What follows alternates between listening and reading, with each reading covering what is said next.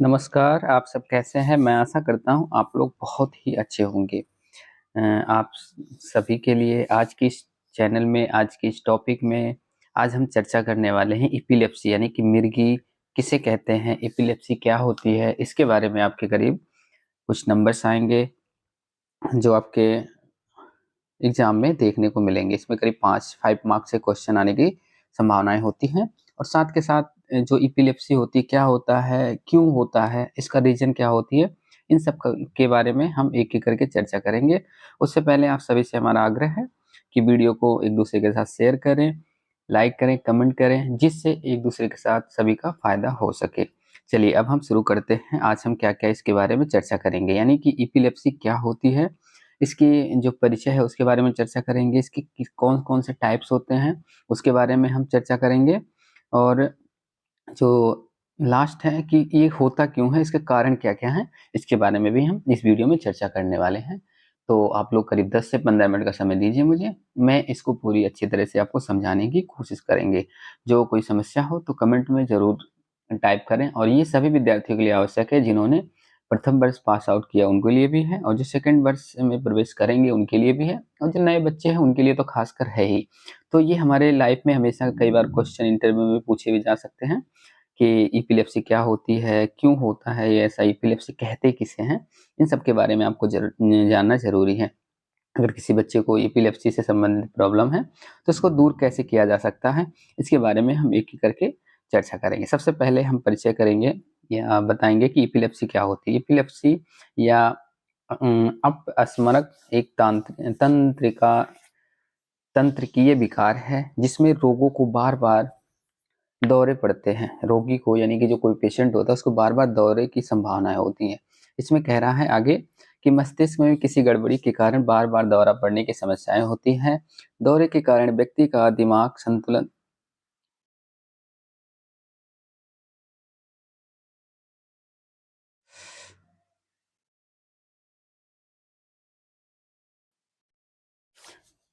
मस्तिष्क में किसी गड़बड़ी के कारण बार-बार दौरा पड़ने की समस्याएँ होती हैं। दौरे के समय व्यक्ति का दिमाग संतुलन पूरी तरह से गड़बड़ा जाता है, मतलब कि थोड़ी परिवर्तन हो जाता है, ऐसा कह सकते हैं। और उसका शारीरिक लड़खड़ाने लगता है। इस तरह इस इन दौरे के में तरह-तरह के लक्षण होते हैं, जो हम हाथ-पाँव में झटके लगना, गिरना इत्यादि। यह एक आम बीमारी है, जो लगभग 100 लोगों में से किसी एक व्यक्ति पे या बच्चे पे पाई जाती है। यहाँ पे काफ़ी सारे इम्पोर्टेंस है। एक होती है, विश्व में 5 करोड़ लोगों में से भारत में लगभग 1 करोड़ लोग मिर्गी के रोगी हैं। 17 नवंबर 2000 17 नवंबर को विश्व भर में मिर्गी दिवस के रूप में आयोजित की जाती है, 17 नवंबर को। इनके अनुसार आगे कह रहे हैं कि लगभग 10% मानसिक मंदता व्यक्ति के दौरे पड़ते हैं, यानी कि जो मेंटल रिटार्डेड चाइल्ड है, यानी कि ये हमारे बच्चे होते हैं, उनको दौरे पड़ने की संभावना 75% 10% देखने को मिलती है। अब हम आगे चर्चा करते हैं इसमें कि व्यक्ति के बारे में एक आम गलत धारणाएँ हैं, जिससे इसमें देखा जाता है मरीज़ तो हमेशा बेहोश के झटके या खिंचाव आते हैं। बच्चे में पाई जाने वाली मिर्गी कई प्रकार की हो सकती हैं, जिसमें अलग-अलग तरह से हमने चर्चाएँ की हैं। इसके बारे में पहचानने में कई कठिनाइयाँ होती हैं, जैसे व्यक्ति के अभिभावक की असमर्थता, यानी कि उनको जानकारी ना होने की वजह से अभिभावक की अनभिज्ञता, मिर्गी का कारण दौरे का सूझ स्वरूप। अगला है मिर्गी से संबंधित प्रचलित गलत अवधारणाएँ, यानी लोगों की जो मानसिकताएँ हैं वो गलत मानसिकताएँ भी होती हैं, जिसकी वजह से इनको उचित उपचार ना मिलने के कारण जो है ये समस्याएँ देखने को मिलती है, जिससे बच्चे को आगे चल कर के बहुत सारी तकलीफ़ें झेलनी पड़ती है। तो हमारा ये कहना है कि जो हमारा मेन उद्देश्य है कि एपिलेप्सी क्या है? एपिलेप्सी यह एक एक प्रकार का दौरा है, जो तंत्रिका तंत्र को प्रभावित करता है, जिसकी वजह से जो है बच्चे को झटके लगना शरीर से या उनके शरीर में संतुलन ना बनना, इस तरह से समस्याएँ देखने को आपको मिलते होंगे। अब इसको उदाहरण के तौर पे दिया गया है, हम इसको एक बार आप लोग खुद पढ़ लीजिएगा तो शायद समझ में आ जाएगा, क्योंकि इसमें उदाहरण के बारे में समझाया गया है, जिससे आप उसको समझ सकते हैं। आगे हम इसकी परिभाषा के बारे में बात करते हैं कि जो हमारा एपिलेप्सी है उसकी परिभाषा क्या होगी? तो परिभाषा पे एक बार फोकस करिएगा। मिर्गी एक शारीरिक अवस्था है जो उस समय उत्पन्न होती है जब मस्तिष्क के कार्य में अचानक परिवर्तन होता है और मस्तिष्क की कोशिकाओं ठीक से कार्य नहीं करती हैं तथा व्यक्ति में क्रियाकलाप कुछ समय के लिए प्रभावित होती हैं। ये इसका परिभाषा है, आप लोग इसको नोट डाउन कर लीजिए। यानी कि इसका कहने का तात्पर्य यह है कि जो यह एक ऐसी अवस्था होती है जो मस्तिष्क में अचानक परिवर्तन होने के कारण जो उसका बैलेंस है वो अच्छे से कार्य नहीं कर पाता, लाइक दैट कोशिकाएं उसको अच्छे से कार्य नहीं कर पाती, जिसकी वजह से यह समस्याएं उत्पन्न होती हैं। अब आगे कह रहे हैं कि दूसरी भी आप थोड़ी सी जानकारी यहाँ उपलब्ध कर सकते हैं। मिर्गी एक ऐसी विद्युतीय गड़बड़ी है, ये दोनों आपके परिभाषाएं हैं, ये दोनों को भी आप याद कर सकते हैं। मिर्गी एक ऐसी विद्युतीय गड़बड़ी है जो मस्तिष्क कोशिकाओं से निकलने वाली अनियंत्रित आवेगों के कारण होती है। ये विद्युत आवेग अचानक बार बार उठते हैं, यानी कि जो बार बार उठने की वजह से वो मेंटेन नहीं कर पाता है, जिसकी वजह से उसको दौरे आ जाते हैं। चलिए अब इसके हम टाइप्स के बारे में चर्चा करेंगे। मिर्गी जो है उसके प्रकार क्या है। सामान्यतः मिर्गी के दौरे निम्न प्रकार से होते हैं। इसका मिर्गी के प्रारूप हैं। यद्यपि मिर्गी के दौरे अनेक प्रकार से अलग अलग होते हैं, यह भी फिर भी इन्हें निम्नलिखित 4 प्रारूपों में वर्गीकृत किया गया है। नंबर 1 ग्रांड या ग्रेट इलनेस है। दूसरा है पेटिट मल दौरा। तीसरा है जैक्सोनिया टाइप्स और लास्ट है साइकोलॉजिकल टाइप्स। ये हमारे 4 टाइप्स दिए गए हैं। जो सबसे ज़्यादा इंपॉर्टेंट ये हमारे ग्रांड मल, पेटिट मल और साइकोलॉजिकल ज़्यादा है। बाकी एक थोड़ी सी है कि यूज में आपको लाना है। तो मिर्गी की जो हमारे टाइप्स हैं वो 4 प्रकार से बताए जा सकते हैं। वैसे तो अलग अलग विचारधाराएं हैं, पर आपको इस बातों को ध्यान रखना है। ग्रांड मल दौरा क्या होती है इसके बारे में हम आगे चर्चा करने वाले हैं। पेटिट मल दौरा क्या है या साधारण प्रारूप क्या होती है, और जो जैक्सोनिन टाइप्स क्या होती है, और मनोगतिक प्रारूप यानी साइको डायनेमिक टाइप्स क्या होती हैं, इसके बारे में हम चारों पे चर्चा करने वाले हैं। आप लोग इसको ध्यानपूर्वक इस वीडियो को देखिएगा, समझिएगा, जिससे आपको पूरी जानकारी आपको प्राप्त हो सके। चलिए अब हम बात करते हैं ग्रांड मल दौरा क्या होती है। चलिए स्क्रीन पे आपको दिख भी रहा है, आप इसको एक बार पढ़िएगा, समझिएगा। तो मैं आशा करता हूँ कि आप लोग इसको पूरी तरह से समझ भी सकते हैं और जिससे आप इसके क्वेश्चन के जवाब भी लिख सकते हैं या किसी के पूछने पे भी आप इसके जवाब बता सकते हैं। इसमें कहा गया है मिर्गी का एक स्वरूप सर्वाधिक प्रचलित है। यह प्राय 60% रोगी इस प्रकार की मिर्गी के विकार होते हैं। इस रोग के लक्षण में व्यक्ति मूर्छित, चेतन का हास्य तथा शारीरिक तीव्रता ऐंठन की स्थिति उत्पन्न हो जाती है। रोगी के प्रसव प्रक्रिया में रुकावट होती रहती है। रोगी का जबड़ा बंद हो जाता है। मांसपेशियां अकड़ कर हड्डी के तरह जब्त हो जाती हैं। रोगी के चीखने, कहरने के साथ साथ वह अपने हाथों पैरों को ऊपर नीचे गिराता है। यानी कि इस तरह के जो दौरे पड़ते हैं उसमें ये सारे आपको लक्षण देखने को मिल सकते हैं, जैसा कि यहाँ पे आपको दिखाया गया है। तो ये सारी चीजें आपको नोट डाउन कर लेनी होगी कि अगर इस प्रकार की कोई कठिनाई किसी को दिखाई दे रही है तो आप उसको इस तरह से समझ सकते हैं कि इस बच्चे को ग्रांड मल या ग्रेट इलनेस की समस्याएं उत्पन्न हुई है, जिससे इसके पहचान भी आपको आइडेंटिफाई किया जा सकता है। अब आगे कह रहे हैं कि पेटिट मल दौरा क्या होती है उसके बारे में चर्चा करते हैं। पेटिट मल के दौरान पेटिट मल इस दौरे में रोगी पूर्णतः मूर्छित अवस्था में नहीं होता। यानी कि जो ये पेटिट मल दौरा होता है इसमें जो क्लाइंट होता है या जो व्यक्ति होता है वो पूरी तरह से मूर्छित नहीं होता है, केवल चेतन अंकित हास्य को ही प्राप्त होता है। ऐसी स्थिति में रोगी को अपने कार्य को बंद कर देता है। शून्य की अटकनी सामान्य देखने को मिलती है तथा सैकड़ों में से रोगी सामान्य हो जाता है। कभी कभी रोगी इस स्थिति में परिचित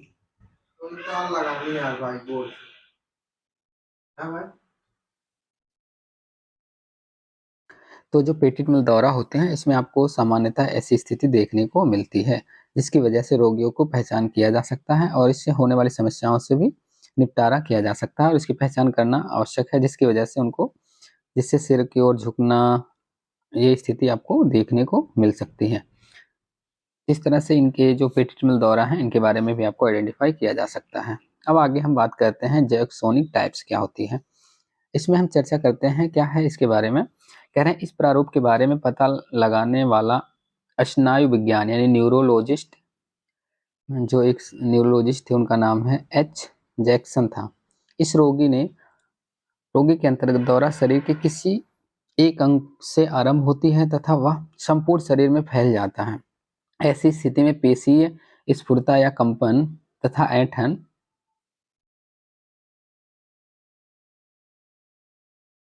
होता है कभी कभी संवेदन शून्य अथवा झंझनाहट सी शारीरिक अंगों में होने लगती है। दौरे की आकस्मिक विधि से रोगी सचेत बना रहता है। ऐसी स्थिति किंतु जैसे जैसे दौरा की स्थिति आगे बढ़ती है रोगी अचेतन अवस्था में चला जाता है। इस दौरे के साथ साथ तेजी से ऐंठन भी होने को दिखती है। इस तरह से हमने तीसरे के बारे में बताया कि अब लास्ट हमारा है जो जिसका नाम है मनोगतिक प्रारूप यानी कि साइकोडायनेमिक टाइप्स क्या होती हैं। इस प्रकार की मृगी के लक्षणों में अत्यधिक प्रचलनशील पाई जाती है। अतः यह मृगी अलग अलग रोगियों में अलग अलग प्रकार की दृष्टिगोचर से क्रियाएं सामान्य रूप से चलती रहती हैं।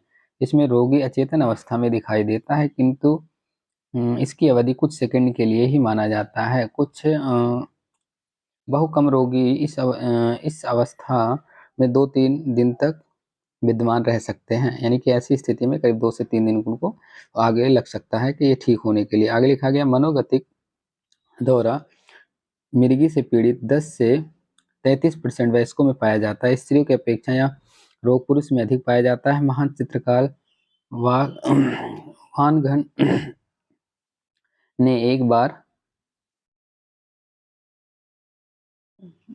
इस प्रकार के रोगियों में तीव्र देखने के सिपाही ने अपनी लड़की को अपनी पूरी तरह पीटा। शरीर और खोपड़ी में मस्तिष्क हड्डी टूट जाती है। बाद में रोगी को बताया जाता है कि बचाव के कारण दुश्मन सैनिक को पीटने से सपना देख रहा था। यानी कि जो इसमें सपने वाली भी फीलिंग की वजह से भी आ सकती हैं ऐसी समस्याएं। तो आगे हम बात करने वाले हैं इनके कारण क्या हैं। इनके कारण है कौन कौन से कारण हैं जिससे ये समस्याएं उत्पन्न हो सकती हैं। तो सबसे पहले हम बात करते हैं जैविक कारण होते हैं। जैविक मृगी के कारणों को ज्ञात करने हेतु निम्नलिखित 3 प्रकार से जैविक अध्ययनों के आधार पर जुड़ाव किया जाता है। पहले नंबर पे आता है हेरिडिटी। हेरिडिटी का मतलब अनुवांशिकता होती है। अनुवांशिकता क्या है? अनुवांशिकता के बिहाफ पे आप कह सकते हैं कि जो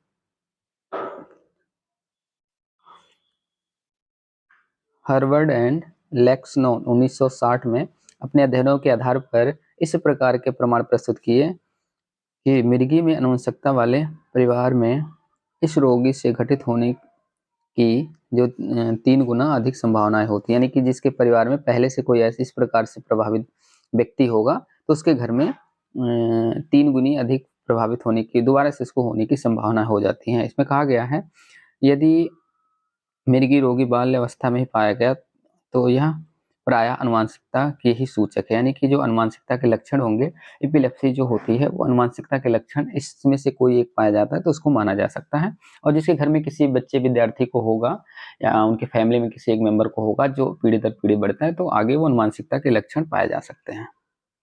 अब आगे है नैदानिक अध्ययन में, यानी कि जो डायग्नोसिस किया गया उसके आधार पे हम कह सकते हैं कि इस अध्ययन में मस्तिष्क के विकारों में उत्पन्न होने तथा उनके स्वरूप मृगी उत्पन्न होने के कारण का अध्ययन बताया जाता है। अध्ययनों के परिणाम स्वरूप यह निष्कर्ष प्राप्त हुआ कि बालक के जन्म के समय मस्तिष्क में क्षतिग्रस्त होने से या जन्म के बाद की स्थिति को भी माना जा सकता है। इसमें यहाँ पर कुछ पॉइंट्स दिए गए हैं, आप लोग इसको नोट डाउन कर लीजिएगा जिसकी वजह से आपके बहुत ही इंपॉर्टेंट्स होने वाले हैं।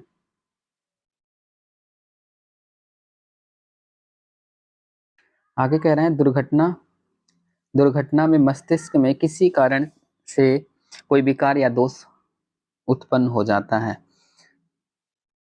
तो यह रोग उत्पन्न हो जाती है जिसमें ब्रेन ट्यूमर के बारे में भी जिक्र किया गया है और मस्तिष्क संरचना यानी कि ब्रेन माल इन्फॉर्मेशन, मस्तिष्क के रक्त परिवहन या धमनी संबंधित रोग उत्पन्न हो सकता है, विघटन विकृति के कारण उत्पन्न होती है, यानी कि इन समय से कोई एक समस्या आपको दिखे तो ऐसा माना जा सकता है। और अगला है